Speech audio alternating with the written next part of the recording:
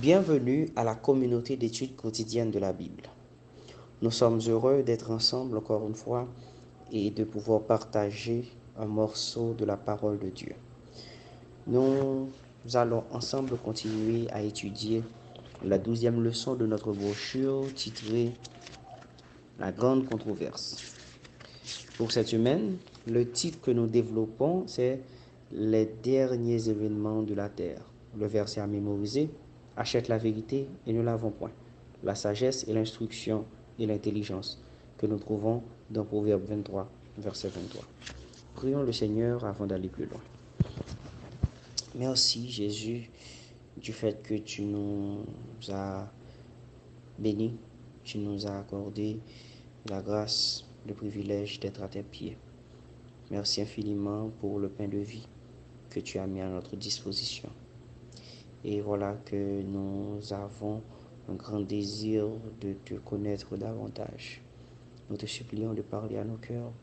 Bénis chaque auditeur, bénis chacun de nous et permets que nous puissions partager ce beau message au monde entier. Par le Saint-Esprit, au nom de Jésus, nous te prions. Amen. La leçon d'aujourd'hui, jeudi 20 juin, a pour titre Le grand cri. Le grand cri. Lisons Apocalypse 18, versets 1 à 4. Après cela, je vis descendre du ciel un autre ange qui avait une grande autorité, et la terre fut éclairée de sa gloire. Il cria d'une voix forte, disant, elle est tombée, Babylone la grande. Elle est devenue une habitation de démons, un repère de tout esprit impur, un repère de tout oiseau impur et odieux. Parce que toutes les nations ont bu du vin de la fureur de son impudicité, et que les rois de la terre se sont livrés avec elle à l'impudicité, et que les marchands de la terre se sont enrichis par la puissance de son luxe. Et j'entendis du ciel une autre voix qui disait, sortez du milieu d'elle, mon peuple, afin que vous ne participiez point à ses péchés, et que vous n'ayez point de part à ses fléaux. Nous allons lire maintenant de Matthieu 24, verset 14. Matthieu 24, verset 14. Ici. Cette bonne nouvelle du royaume sera prêchée dans le monde entier pour servir de témoignage à toutes les nations. Alors viendra la fin. Habakkuk 2, verset 14.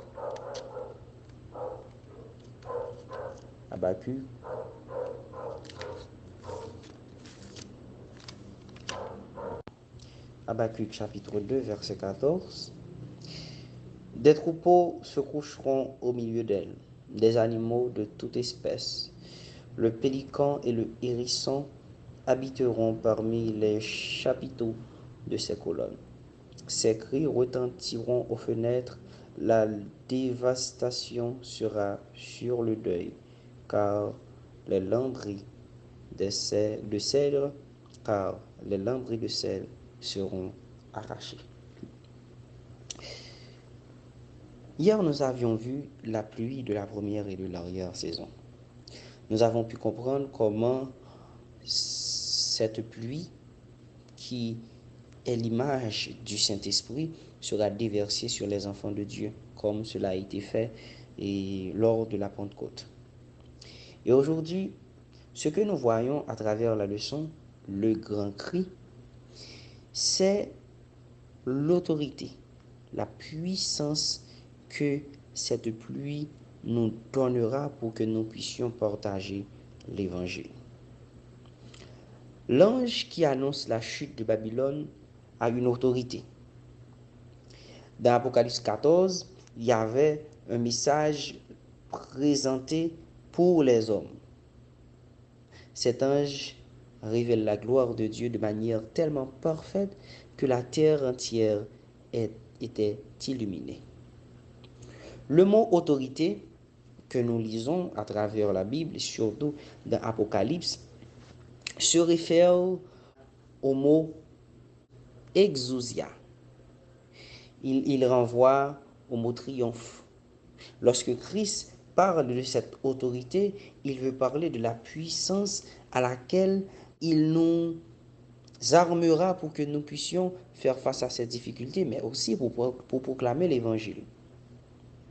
Dans Matthieu 10, verset 1er, Jésus donne à ses disciples une autorité sur les mauvais esprits pour qu'ils puissent non seulement les chasser, mais proclamer l'évangile.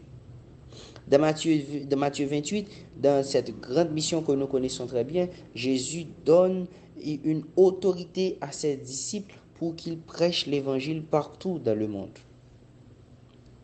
Lorsque les enfants de Dieu seront remplis du Saint-Esprit, seront remplis de cette puissance, l'Église, à la fin des temps, fera des miracles et des prodiges encore plus extraordinaires que ceux qui ont été déjà faits dans les temps anciens.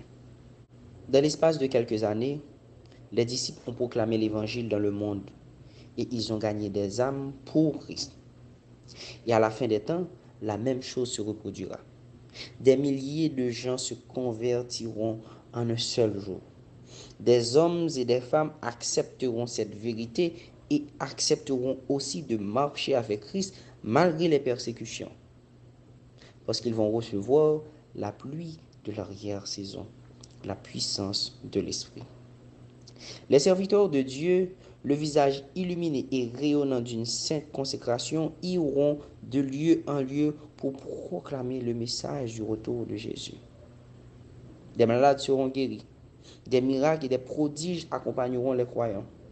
Des choses formidables vont arriver à la fin des temps parce que nous serons tous remplis de la puissance de l'Esprit. Et c'est cette puissance qui nous accordera la possibilité de faire des miracles extraordinaires qui dépassent ce que nous puissions imaginer aujourd'hui pour la gloire de Dieu, pour la proclamation de son évangile. Le grand cri, c'est un signe d'autorité accordé à cet ange et qui nous sera aussi accordé. Et le message, c'est que nous qui sommes ici, aujourd'hui, en ces temps, que nous puissions nous mettre en accord avec le Seigneur pour que nous puissions recevoir la pluie de l'arrière-saison. Cette autorité que l'Éternel donne. Merci de nous avoir prêté votre attention. Merci de nous avoir suivis. Merci pour vos partages de nos différents contenus.